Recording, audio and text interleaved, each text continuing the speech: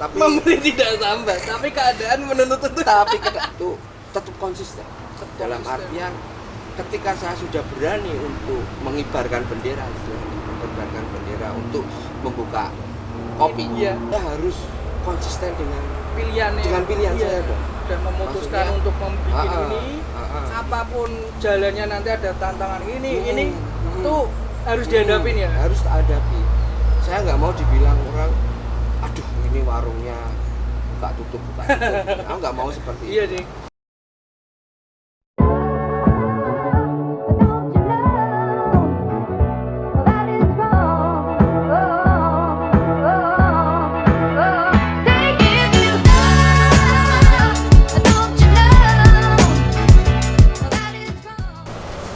Kembali lagi dengan saya Sani dari Luden.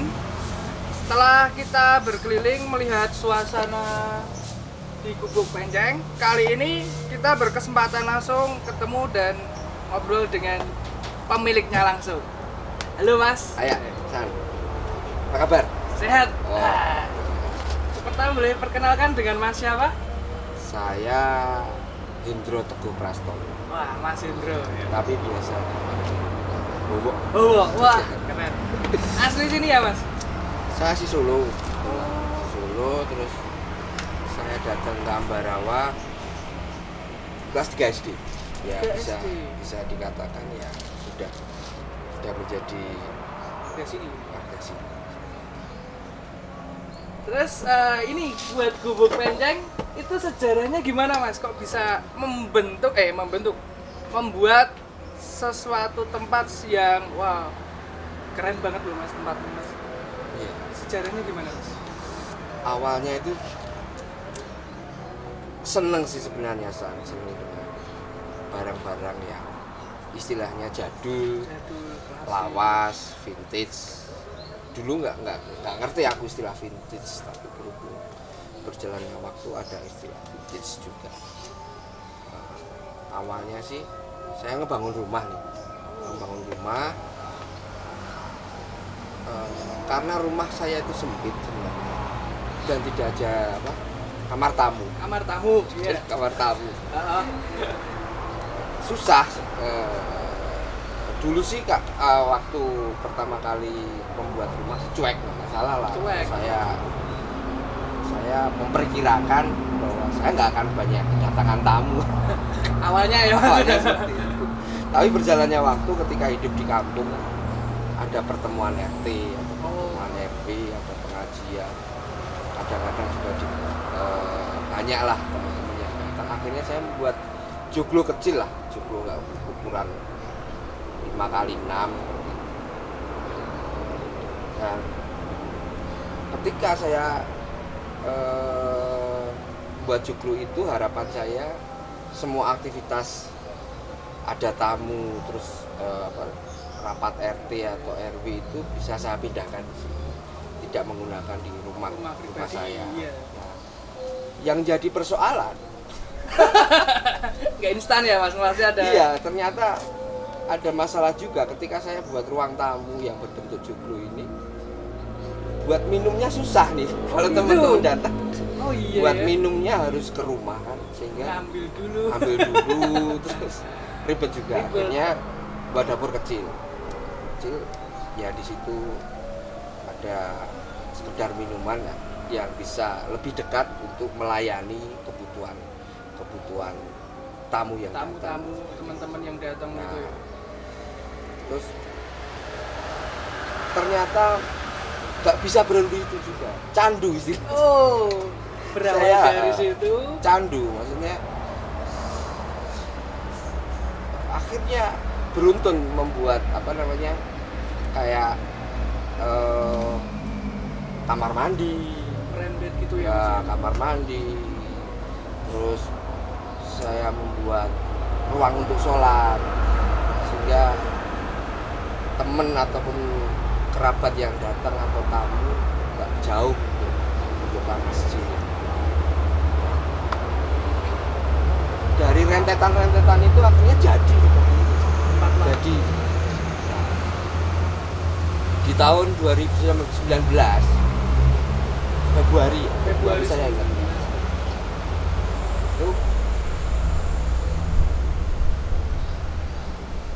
temen bilang, kenapa kamu nggak membuat warung kopi? Anda udah punya Ya, tempat udah punya proper lah ya. tempat. Nah, sebenarnya tempat ini tuh saya hanya menikmati sendirian sebenarnya. Awalnya saya menikmati sendirian. Terus kamu dibilang kamu terlalu egois kalau hanya menikmati sendirian, hanya tamumu yang datang di sini. Terus ya akhirnya buat warung kopi di tahun itu. Februari 2019. Ya, 2019. Saya ingat itu. Tapi bangun ini itu saya membutuhkan waktu dari 2016 lah saya membuat ngumpulin Barang-barangnya tuh dari 2016. Dulu emang suka barang-barang vintage, klasik Ya. gitu ya, Mas? Ya suka itu karena ya awalnya membangun rumah itu. Awalnya dari membangun tadi rumah itu ya. Bangun rumah saya ingin berbeda dengan yang lain. Waktu saya bangun rumah lagi booming konsep minimalis kan. Oh ya, trennya itu Trennya minimalis. Ingin bikin sesuatu yang beda gitu. Saya ingin membangun rumah dan karakternya yang saya suka sehingga saya betah di rumah. Ingin bikin nyaman gitu aja. Dari membangun rumah itu kemudian banyak material yang sisa dan material yang ada ya saya manfaatkan. Dimaksimalkan gitu ya. Seperti itu. Oh, terus buat nama Gubuk Penceng sendiri itu artinya atau ada cerita tersendiri ya Mas untuk menentukan nama Gubuk Penceng? Iya. Kan terlihat kata yang dipakai itu kata jangan lama juga ya? Jangan lama. Itu gimana ceritanya? Awalnya seperti ini. Saya itu kalau di sini tuh mau nikmatin apa tuh? Gitu. Hanya kalau malam ya sepi, kalau siang ya siang ngapain di sini kan gitu. Kan kebetulan kalau pagi siang saya pas kerja biasanya saya hanya malam di sini. Malam itu sendirian di sini. Sendirian. Saya lihat ke atas, maksudnya lihat lah ada bintang. Oh, yes. Ya, kebetulan Gubuk Penceng itu rasi bintang sebenarnya. Oh, Gubuk Penceng itu rasi bintang. Iya, rasi bintang. Rasi bintang. Harapan saya ya tempat ini menjadi salah satu berbagi suka sebenarnya dari saya pribadi saat menikmati di malam hari, menikmati kesunyian. Menikmati sunyian itu dan melihat rasi bintang. Seperti itu. Membagi kesenangannya Mas Indro ya, buat teman-teman yang mau datang ke sini. Itu menurut aku nggak nyangka aja natural aja gitu ya. Bahwa apa yang saya sukai ternyata disukai orang lain gitu. Sebenarnya saya juga nggak pede waktu buka warung gitu. Aku senang dengan kesunyian, aku senang dengan suasana desa, aku senang dengan lawasan, aku senang dengan apa adanya di sini. Saya nggak nyangka sebenarnya menjadi daya tarik tersendiri. Dan ya ada rasa senang sih sebenarnya bahwa apa yang saya sukai ternyata juga memberikan kebahagiaan. Orang lain juga ikut senang, puas dengan memberikan kesenangan orang lain. Ya setidaknya saya bisa berbagi itu lah. Berbagi selera dengan teman-teman yang datang. Ya bersyukur saja saya. Dan nggak nyangka ya. Oke, ini kan berawal dari itu tadi ya, bikin rumah, terus suka barang-barang vintage, terus akhirnya disarankan sama temennya Mas Indro, kamu tuh udah punya tempat yang bagus banget, kenapa nggak dibikin kedai atau coffee shop sekalian? Nah, sekarang udah terwujud kan jadi sebuah coffee shop atau kedai kopi. Untuk mulai kedai ini, coffee shop Gubuk Penceng ini ya, tujuan dari Gubuk Penceng itu apa Mas? Setelah menjadi kedai? Iya. Ya, tujuan awal saya masih tetap sama, berbagi. Iya, berbagi kesenangan. Berbagi tentang kesunyian. Karena ya hanya itu yang ada di sini seperti itu. Dan apa namanya, saya hanya ingin membuat mereka datang ke sini menjadi suatu pilihan dari coffee shop, dari kedai kopi, dari warung kopi yang lainnya yang ada. Ini menjadi suatu pilihan yang beda seperti itu. Saya kepingin teman-teman yang datang menikmati suasana, terasa berada di rumah di sini, terasa berada di rumah sendiri ya. Maksud saya seperti itu, karena bagi saya ketika saya membentuk warung kopi yang benar-benar serius, terasa ada batas antara pembeli dan pemilik. Ya. Iya. Seperti itu. Saya nggak kepingin ada seperti itu. Ya. Ketika kedai kopi, misal ya ketika kopi di sini tutup, jam belum buka ya, jam belum buka. Ada yang mampir ke sini, bahkan buat kopi sendiri. Oh gitu bisa? Ya bisa, silakan. Saya nggak ingin memberi batasan yang terlalu ribet lah. Ya. Warung tutup, mereka nggak bisa ke sini, jangan. Berarti buat teman-teman misalnya datang ke sini kepagian nih, Ya, masuk aja gitu nggak? nggak masalah menurut aku. Oke, buat teman-teman kalau seandainya dari luar kota mampir ke sini belum buka, bisa langsung aja masuk, menikmati ya suasana alam di sini sih, sejuk. Nggak masalah.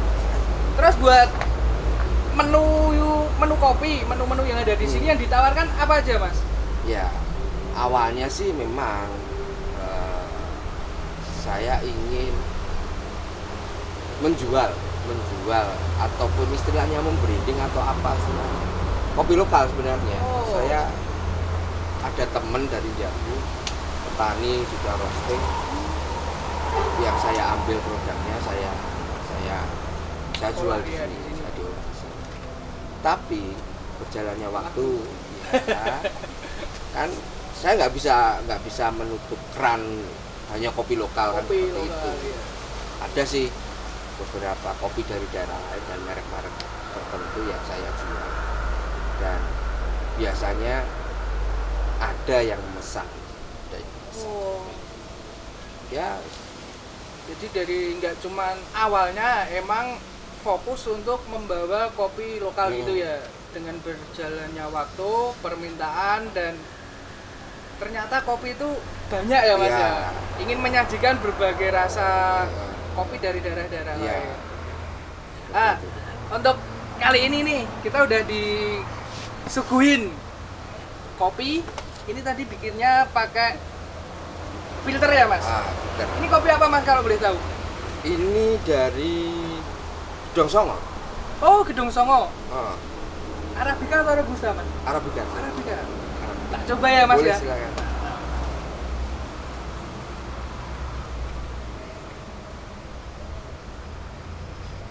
Asik nih, Sas. Coba ya Mas. Boleh.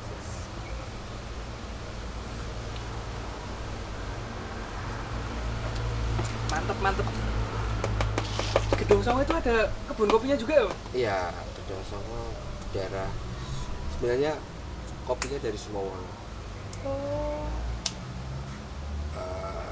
Temen yang apa namanya, yang ngasih informasi bahwa ada kopi di sana yang istimewa lah. Menurut teman-teman seperti itu, ya akhirnya saya jual. Berarti sering gonta-ganti ya, ketika dapat wah di sana ada kopi baru, sering mencoba-coba. Sering. Benar. Tapi kopinya enak loh Mas. Mantap. Makasih, San. Terus kita ngomongin bisnis coffee shop ya, yang makin kesini makin menjamur ya Mas ya. Bahkan di Ambarawa sendiri yang notabene kecamatan, itu juga perkembangannya hampir nggak ada 1 kilo lah, pasti ada kedai. Padahal ini cuma kecamatan ya. Menyikapi dengan perkembangan itu gimana Mas? Dengan semakin menjamurnya orang-orang berminat untuk membuka atau berbisnis di coffee shop, itu pandangan dari Mas Hendro gimana? Iya. Sekarang bicara membuka warung kopi kan butuh modal berapa? kalau melihat banyaknya yang ingin berbisnis kopi kan berarti mereka punya modal. Iya, Punya pastinya. modal dan punya niat untuk usaha. Nah, menurut saya sih tidak masalah, perlu dicoba. Perlu dicoba Iya, ya. karena maksudnya jangan justru menjadi pesaing. Jangan dianggap Menjadi pesaing. pesaing, iya. Karena Bagus nih. saya pribadi bahwa mengatakan bahwa bisnis warung kopi saya, bisnis kopi shop saya istilahnya, saya mengambil segmen yang bukan pada umumnya, Beda ya. berbeda. Nah, itu. Kalau mungkin teman-teman yang lain Punya ambil konsep sendiri. punya konsep sendiri silahkan. Menurut saya kuncinya di konsep itu sendiri. Pastinya setiap kedai pasti punya karakter Nah, konsep tersendiri ya. Nantinya juga pasar juga akan Memilih. Iya, Pasti. semakin banyak pilihan kan semakin buat pasar, buat konsumen Iya. kan semakin wow. Dan wawasan tentang kopi itu tersendiri kan semakin luas kan. Oke. Seperti itu. Oh ya, buat masa-masa pandemi corona ini Mas, gimana Mas? Efek yang dirasain gimana Mas untuk bisnis kopi shop? Ya, sebenarnya saya memilih tidak sambat, tapi Membeli tidak sambat, tapi keadaan menuntut itu. keadaan menuntut saya untuk buat sambat. Tapi buat apa diratapi kan? Bener. Seperti itu, bahwa memang ini kondisi yang benar-benar seperti ini, bahwa ya pasti terdampak. Pasti itu. Dengan saya buka di 2019, Baru buka ya itu ya, buka corona masuk. 2020 corona masuk. belum ada setahun. Tapi setahun itu saya merasakan bahwa sebenarnya bisa hidup ya. Dalam artian hidup itu menikmati bisnis kopi dengan keuntungan bisa. Terus pandemi nih, pandemi nih, Gimana Mas? saya kan ngomong sebelum pandemi, saya kan tadi ngomong nggak mau sambat sebenarnya, nggak mau sambat karena aura sambat kan negatif, Jelek ya. Jelek. Kita nggak Saya takutnya kalau terlalu banyak masuk sambat, ke situ masuk pusing ke area sendiri. sambat, mempengaruhi aura positif. Merusak. Bener Nah, sih. tapi cukuplah, maksud saya bertahan untuk tetap konsisten.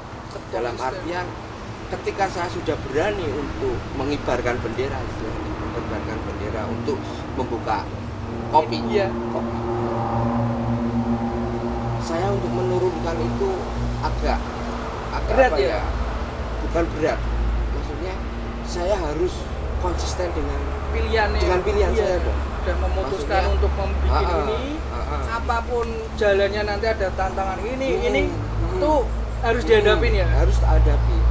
Saya nggak mau dibilang orang, aduh ini warungnya buka tutup. Aku nggak mau seperti Iya itu. deh. Konsistensi warung di masa pandemi ini berat sih sebenarnya. Berat tantangannya karena memang suasana berbeda ya. dari suasana normal. Terasa dari awal pandemi Maret itu sudah sangat terasa karena masyarakat saat itu tingkat khawatir tinggi, khawatirnya tinggi untuk datang ke warung kopi untuk untuk sekedar meminum kopi di warung. Lagian pemerintah juga memberikan kebijaksanaan pembatasan itu juga sangat berpengaruh dengan tingkat pengunjung. Kembali lagi merupakan pilihan saya sendiri kan. Saya nggak ingin warung kopi ini tutup gara-gara pandemi. Itu pilihan saya yang harus saya ambil. Segala resiko harus dijalani ya. Ketika saya harus membuka terus. Itu pilihan saya. Sehingga